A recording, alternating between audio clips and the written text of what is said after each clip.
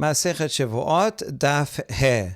We return to a baraita that we studied yesterday regarding Yediot HaTum'ah. We learned that in order to be liable to bring a korban oleh v'yored for either going into the Bet HaMikdash while tameh or eating sacrificial food while tameh, it has to be that one knew they were tameh, then forgot, and then remembered again. So we ask, Minayin, Gufa, Minayin sheno chayav ela al sheyesh b'yediah b'techila v'yediah b'sof elem b'entayim. What's the source that one is only liable to bring a korban oleh v'yored when he knew he was tameh, but then he forgot, and while during that episode of forgetfulness, he went into the Bet HaMikdash. And then he remembered later on, I was tameh, and that only in that case he has to bring a korban. Talmud Omar v'ne'aylam shenefe amim, divrei Rabbi Akiva. Rabbi Akiva says, because it says ne'aylam twice in that pasuk. Once, I understand, it has to say he forgot. Okay, so that means while he was going into Bet HaMikdash, he didn't realize he was tameh. If he realized he was tameh, then that would be called mezid. So one ne'alam is to teach us that it's b'shogeg. You only bring korban when you violate b'shogeg. What's the other v'ne'alam? That's to come teach us that he had known beforehand, but now he forgot. And then, during that forgetfulness, he did it. Obviously, he remembered afterwards, because if he didn't remember afterwards, how would he bring korban? He had to know, eventually, realize that he did something wrong in order to bring a korban. So that's what Rabbi Akiva learns it. We need one ne'alam to know that he did it while not knowing, and the extra word to say, and he did know beforehand.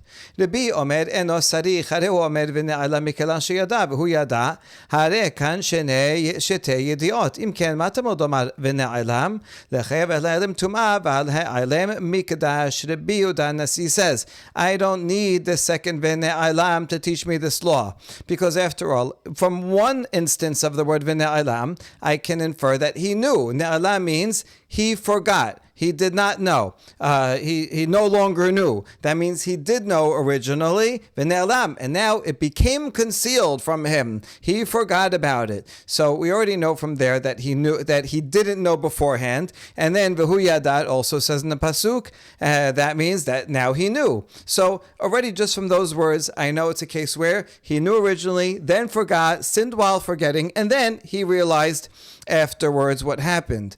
So therefore, why do I need the second instance of ne'alam? It must be coming to teach us something else. And that something else is that one is liable to bring korban oleh v'yored, not only when I forgot that I was tameh, and I knew this was a Bet HaMikdash, I knew this is sacrificial meat, but I thought I was tahor. That's the simple case. But this v'ne'alam is coming to add the case where I thought that I knew that I was tameh, but I forgot that this meat was sacrificial meat. As I know I'm tameh, I thought I'm just eating regular chulin meat, which was I can eat while I'm tameh. Or I knew I was tameh, but I forgot that the place that I'm walking in is the place of the mikdash where I'm not allowed to be.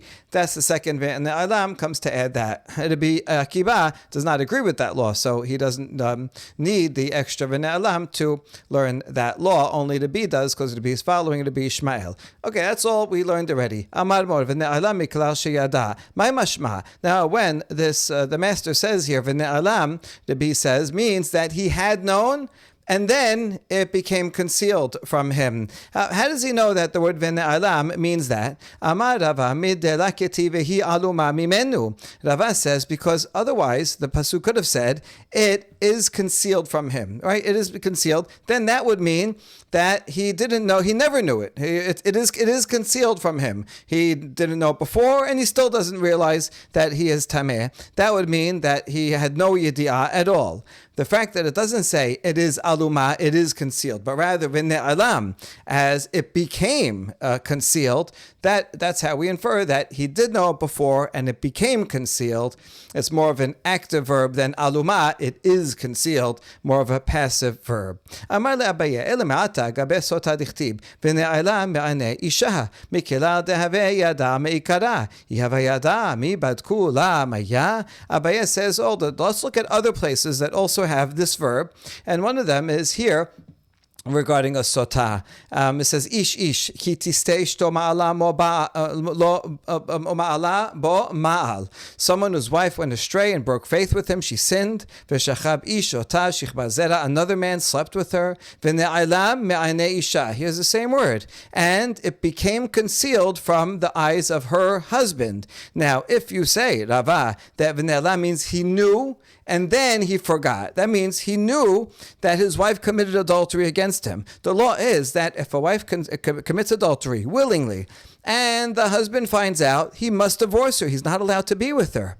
So forget the, calling her a sotah and all that. What is he doing staying with her? That's the question. So that means he knew and then he forgot about it later.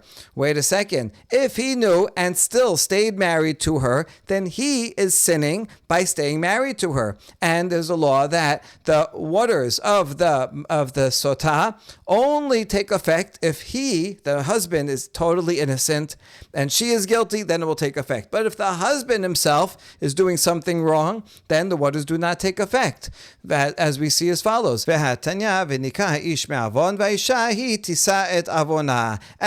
pasuk says, that if indeed she is guilty and she drinks the water, then the water will show it, and the husband will be free from sin, and the wife shall bear her sin. Why does it put them both in one pasuk? To teach us there's a comparison. Bizman she'ish menuke me'avon, hamayim bodkin et ishto. And ha'ish menuke me'avon, and hamayim bodkin et ishto. Only when the husband is free himself from sin, he didn't do anything wrong in any area of over here, then the waters will check her. But if the man is a sinner in some way, then the waters will not check her, will not be effective. And therefore, if you say the word v'ne'alam means he knew that his wife committed adultery and then forgot it, but then at the second he knew, he had to separate from her and divorce her. He's not allowed to be with her. The sotah is only if he's not sure, then he goes through this process. And in fact, if he knows that she sinned and then does this and doesn't divorce her, stays with her, and then afterwards does the sotah process, the sotah process will not even work. And so here, it doesn't make sense to say that v'ne'alam means he knew and then forgot. It really has to be that v'ne'alam, he never knew. He never knew that his wife committed adultery, but then he had a suspicion. Okay, the sotah, whole point of the sotah law is when he has a suspicion, but he's not sure. So Abaye tells Rava, sorry, your definition of v'ne'alam means he knew and then didn't know will not work in the context of sotah. And not only here, v'tuga be'torah dichtiv, v'ne'alma me'aneh kol chay u'me'of hashamayim nistara, mikira d'ika dahava yada be, v'haketib lo yada enosh irkah. Furthermore, Abaye says, there's a pasuk in the Yob that's referring to the Torah. And the pasuk says that the Torah, was concealed from the eyes of all living creatures, and from those that soar in the heavens, it was hidden. So living creatures and angels seems to be referring to the things that soar in the heaven. It became hidden. So here Abaye is asking the same thing. Rava, if you say ve'ne'ailma means it was known and then it was hidden, so that would mean that originally that there were beings that did know the Torah, earthly beings, heavenly beings, flying things that knew the Torah but then forgot it. Does that make any sense? It cannot be, because two Pesukim, earlier in that same Perek it says, Lo yada enosh erka, nobody knows the value of the Torah. So it means they did not know it. They never knew it. It can't be that they knew it and forgot. So that's the second proof that Ne'ayla means not known at all, never known, not known before and not known now, and therefore you cannot say that this is a proof that he knew he was tameh and then didn't know he was tameh and then he knew he was tameh. The whole proof doesn't make sense, and the proof is in the Baraita, so rather we have to re-understand what it means, knowledge and then forgetfulness and knowledge. Ela marabaye kasabar bi yedi'at bet rabo shema yedi'ah. Since the Biyudan he is in fact learning it from this word v'ne'alma. And ne'alma does not mean that he knew everything and then forgot it totally. It doesn't mean that. There was always a state of not knowing. Therefore, Abaye says, in fact, this guy who has to bring in the Korban Olev Yored did not know he was tameh beforehand. What did he know and forget? He knew the Pesukim that he learned when he was in elementary school in the house of his teacher. Once upon a time in school, he learned this pasuk that says, if you touch a sheretz, so on, then you are tameh. And somewhere along the line, he learned that if you're tameh, you cannot go into the Bet HaMikdash. However, go ask someone how much they remember from elementary school. Not only today do people not remember everything, back then also they didn't remember everything. If you ask them a couple of times, oh yeah, I remember something about that, but it's not in their active memory. It's somewhere maybe in the back of their minds. And so that's what we're talking about. A person touched a sheretz or something. He knew he touched a sheretz, but he didn't make the connection that, oh, because I touched the sheretz, that means I'm tameh. And because I'm tameh, I can't go into the Bet HaMikdash. He didn't make all of those connections. So he had some awareness, some idea of something. If he had no idea that he touched the sheretz at all, then that would be a case of he just had zero knowledge. That's not what we're talking about. It has to be a case where he had yedi'ah, and then yedi'ah means he knew that he touched the sheretz, but did not yet know at all that he was tameh and he's no prohibited. He didn't know he was making a prohibition just because he forgot all the pisukim that he learned in elementary school. And then he did the sin, and then he remembered, wait a second, I touched the sheretz. Oh wait, I remember now learning in 3rd grade, we learned that pasuk and this, I made a sin. That's what it's talking about according to Abaye. He didn't forget anything from the time that he touched the sheretz until now. He knew exactly what happened. He forgot his learning from a long time ago. Amar le Rav Papa Abaye, Ela dekatani en ba yedi'ah betechila v'yesh ba yedi'ah basof meika delet le yedi'at bet rabo. Rav Papa, however, challenges Abaye because back above in the Mishnah it says if someone did not even know in the beginning, had no knowledge in the beginning, but he had knowledge in the end. We did all the different scenarios, and so just now we're talking about where there is yedi'ah and then ha'alama and then yedi'ah. But there's also a case of no yedi'ah, and he committed a sin, and then he only realized after. So is there a person that doesn't know anything from elementary school, right? How can it be? Doesn't every Jewish kid goes to school? Every Jewish kid learns basic pisukim. So how could there ever be a case of en ba yedi'ah? Because if you say yedi'ah means I knew I was tameh, I forgot that. Okay, people can forget their tameh. That's an easy thing to forget. But if you say it means that he the whole time he knew he touched the sheretz, but he forgot about, in the back of his mind were the pisukim. He once knew when he was little, and now that he grew up 20 years later, he forgot that. That could be, but is there anybody that doesn't know at all, never learned pisukim?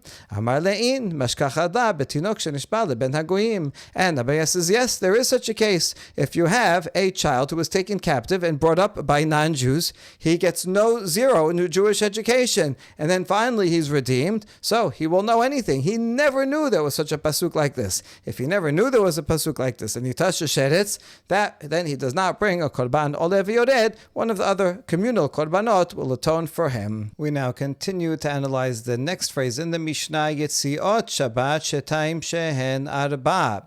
Carrying on Shabbat, there are 2 basic prohibitions in the Torah of carrying out, which are 4, which includes carrying in. And the 2 are if the person inside or the person outside does it, and that's 4 if the person inside does it or the person outside does it.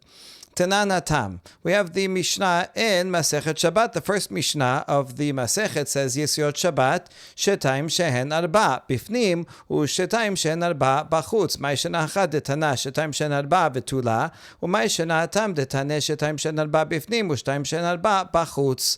That the beginning of Masechet Shabbat starts off the same as the phrase that's quoted here in Masechet Shevuot. The carrying on Shabbat is 2, that's 4, but then it continues to elaborate. 2 that's 4 inside and 2 that's 4 outside. What's the difference here where it says 2 that are 4 and that's all? It stops right there in Masechet Shevuot, but over there in Masechet Shabbat it says 2 that are 4 inside and also 2 that are 4 outside. And the answer is Hatam de'ikar Shabbatu tane avot vetoladot. Hachad elavikar Shabbatu avot tane vetoladot la tane. Over there in Masechet Shabbat, which is the main place where it talks about the laws of Shabbat, Shabbat, it includes both avot and toladot, both the primary categories, which is hotza'ah, which the Torah says explicitly, and also the subcategories, the derivative categories, toladot, which would be hachnasa, going from outside to in. But here in Masechet Shevuot, where it's not the main point here, we just mentioned it by the way because it's similar in style, but this is not the main subject here is Shevuot, not Masechet Shabbat. So here we talk about the avot only, the primary categories that are explicitly in the Torah, going from inside to outside, and not the derivative categories going from outside to inside. But that answer doesn't work. Avot, mainin, hu yitziot. Yitziot terte havyan. So what are the primary categories? Only going out, from inside to outside. Well, there's only two cases like that. When the Baal Habayit inside takes something, sticks it out and puts it down, that's one. Or the person outside puts his hand in, picks something up and brings it outside. There's only two ways to do Yitzi'ah, not four. And our Mishnah here in Shevuot says two that are four. So obviously our Mishnah is including also Toladot. So that answer doesn't work. V'chitema mehen lechiyuv u'mehen liftor. V'hadum yadem harot negaim katane. Ma'atam kuluhu lechiyuva, afacha kuluhu. And if you say, okay, it's all Yitziot, but some of them have liability and some of them don't have liability. What kind of Yitziah does not have liability? Well, if two people do it together. So let's say the owner, the Baal Habayit, is inside his house and he takes something and puts it out, sticks his hand out, and then a poor person takes it out of his hand. There, two people are sharing the responsibility because in order to be liable for carrying, you need to pick it up, transfer it, and put it down. And here you have two people doing it, so neither of them are responsible. Or if the person outside would stick his hand inside the house, and the Baal Habayit would put something in his hand, and then he would take it out. So that would be also sharing responsibilities. So here we have two. If only one person does it, that's two cases of Yitziah that are liable, which are four, and that would be not liable. So you could say, yes, indeed, it's all Yitziot, and we're not counting Hachnasa, whereas the Mishnah Shabbat does include Hachnasa, so we're only doing Yitziot, although some are Chiyuv, and some of them are Chayav, some of them are Patur, but they're all about Yitziah, which are all regarding the Avot, because the Torah says Yitziot, although if you do it with two people, then it's Patur, but that's not a good answer either, because it has to be the same as the skin diseases of Negaim, which is also in the same Mishnah, and all over there, all four types of skin diseases, two that are four, one is liable for all of them. So here also, one has to say for Shabbat that they're all four have to be liability, not two of them that one is patur. So let's try again. Ela amar Rav Papa hatam deikar Shabbat taneh chiyuve ufture hacha chiyuve taneh ufture la taneh. Rather, Rav Papa says over there in Masechet Shabbat, which is the main where it's the main topic, it talks about cases where one is liable and when that one is not liable. Here, since it's not the main topic, it talks about only places that are liable, but not things that are not liable. So we ask, Chiyuve mainin hu yitziot. Yitziot tarteh hu dehavyan. So what cases is one liable? Yitziot, when it goes from inside to outside. How many cases are there like that? Only two, inside to outside, where one is liable. Either the Baal Habayit does it or the Ani does it. But we need four. We answer, Shetaim dehotza ushtaim dehachnasa. Okay, we can have four cases that are all liable. There are two ways to go from inside to outside, either the Baal Habayit or the Ani who does everything. And the other two would be hachnasa, going from outside to inside. Either the Baal Habayit brings it in himself or the Ani puts it in himself. But we question that. V'ha-yitziot katane. But the Mishnah says yitziot, which literally means taking out, removing, going from inside to outside, carrying out. So how could you say that it includes hachnasa? Amar Rav Asher Tanach nasa name hotzah kadila. And Rav Asher answers that the author of the Mishnah, where he calls hachnasa also hotza'ah. The word hotza'ah, although literally it means taking out, but if you bring it in, it can also be called hotza'ah. How do you know that the word hotza'ah can include both bringing out and carrying in? Mimai ditnan hamosim reshut reshut chayav. In the Mishnah, in the 7th perek of Masechet Shabbat, that lists all the melachot, it says hamosim reshut l'reshut. moving something from one domain to another, one is liable.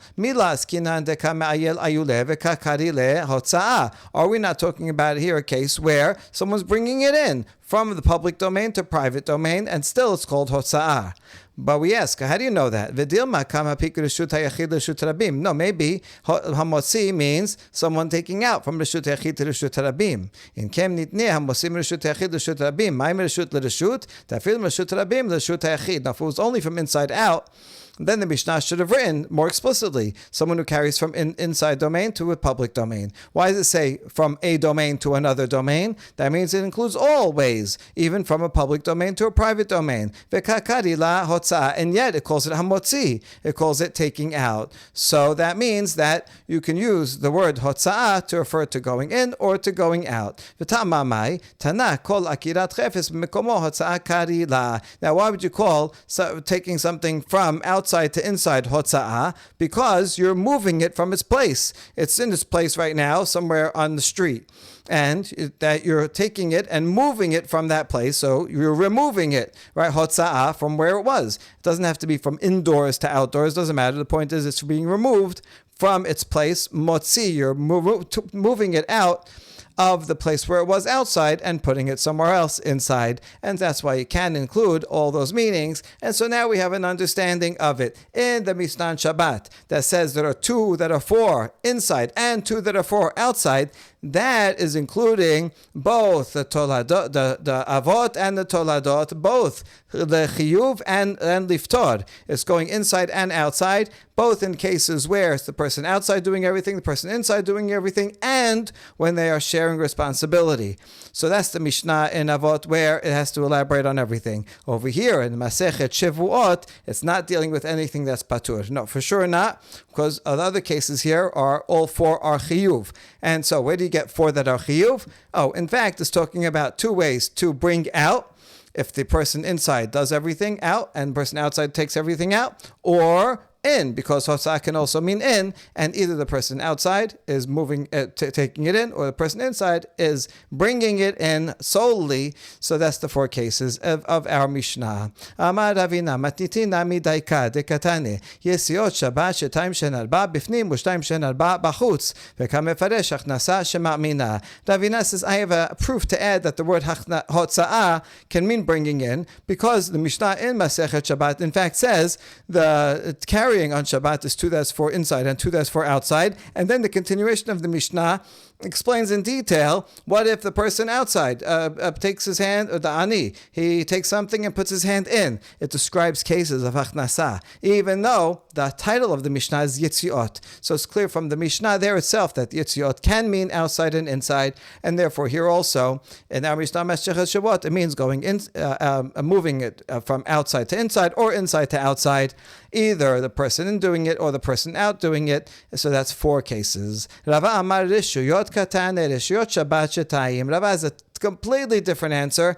When it says Yitziot Shabbat are two, Yitziot is referring to Rishuyot domains. There are two basic domains regarding Shabbat, the private domain and the public domain. And once you have two different domains, so then you're going to have four cases, because you can go from inside to outside, outside to inside, and it could be the person inside doing it and the person outside doing it. But the two that it's talking about, the number two that it's mentioning, is in fact Rishuyot. That's how you should read the Mishnah, not Yitziot, but Rishuyot. And once you have Rishuyot here, domains, and you don't have to deal with the problem that we just had regarding the word Yitziot, which seems to mean going out and not going in. Rava says, I don't have that problem at all, because in my version of the Mishnah it says Rishuyot Shabbat Shetayim, since it's two domains. So then that leads to four scenarios of liability. Mar'ot negaim shenayim shehen arba'ah. The next part of the Mishnah teaches that regarding shades of leprous marks, there are two major ones that turn into four once we interpret them.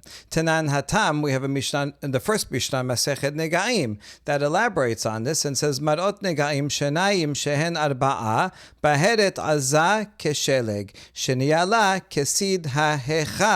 There are in fact four leprous marks, two leprous marks that are four. The Torah mentions Baheret.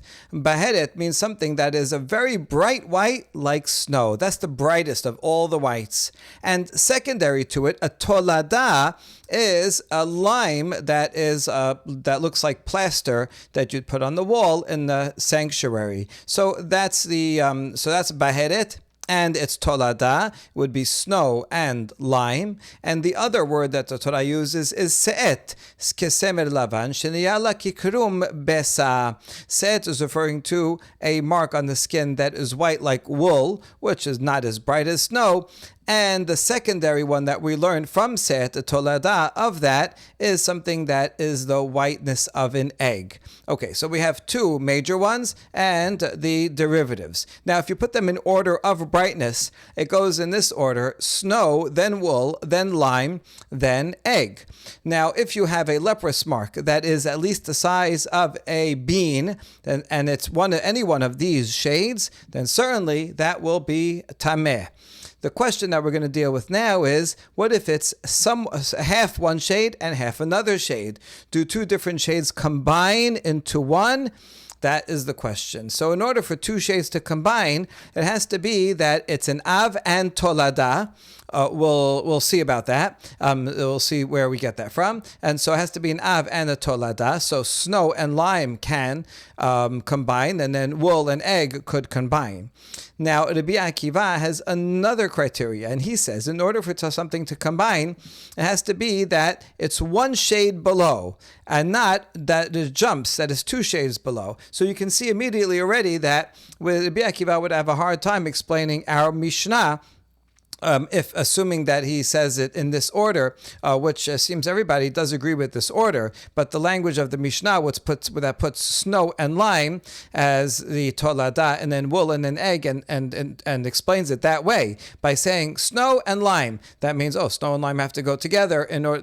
Those two can combine because it calls it aven tolada, and the Mishnah doesn't list it in order. And then the Mishnah says wool and the tolada is egg. Well, that suggests that that's the aven tolada, and those have to be together, and yet this is the order, and the Rabbi Akiva says that it has to be the one that's closest to it. Well, then none of them could combine, and that's what we're about to ask as follows. Amar Rabbi Chanina, man tana marot negaim delo keRabbi Akiva. Who is the author of this Mishnah regarding leprous marks? It can't be Rabbi Akiva. Di Rabbi Akiva kevan damar zo lema'la mizo vezo lema'la mizo im ken tiharta si dechal me lesaref. Since he says that this one is above that one, and this one is above that one. In other words, the list in the Mishnah is not according to its brightness, but rather beheret as a sheleg, although it mentions seed right after that in the Mishnah, but actually the semed, the wool, is above this one,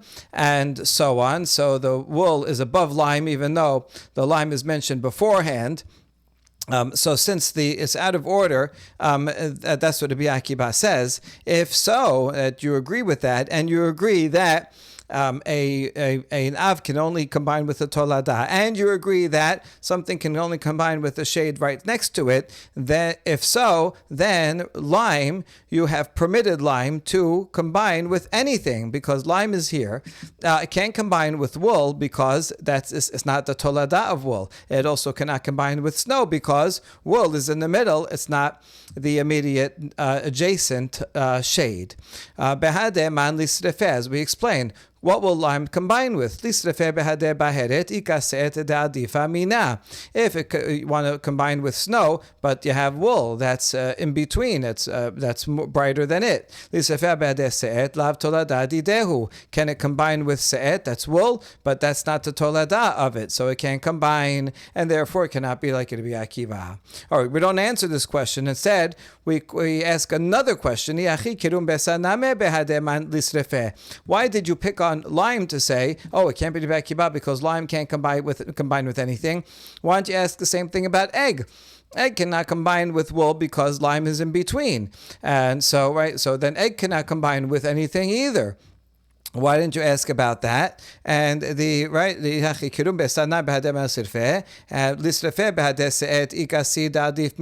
if you want to combine it with wool, but you can't because the lime is right above it. Well, you want to combine it with lime, maybe egg and lime, because they're right next to each other. Can't you combine them? No, because they're not from the same family. One is a toledah of snow and one is a toledah of wool. So since they're not from the same family, they cannot combine. Why don't you ask the problem that way and say, oh, see, since the egg cannot combine with anything, so therefore the Mishnah cannot be Rabbi Akiva. And we answer this question. There's in fact, no problem in terms of egg. Indeed,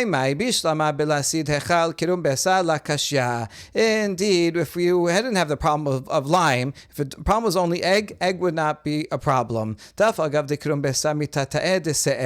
Even though the shade of egg is underneath wool, meaning that it's far away from it, and is not immediately under it. The Torah says regarding set, which is wool, it's wool and sapachat means a secondary thing to it, something attached to it. Sapachat tefela laset, and we learn that from here that there is a secondary item that is lower than set but is connected to it. Even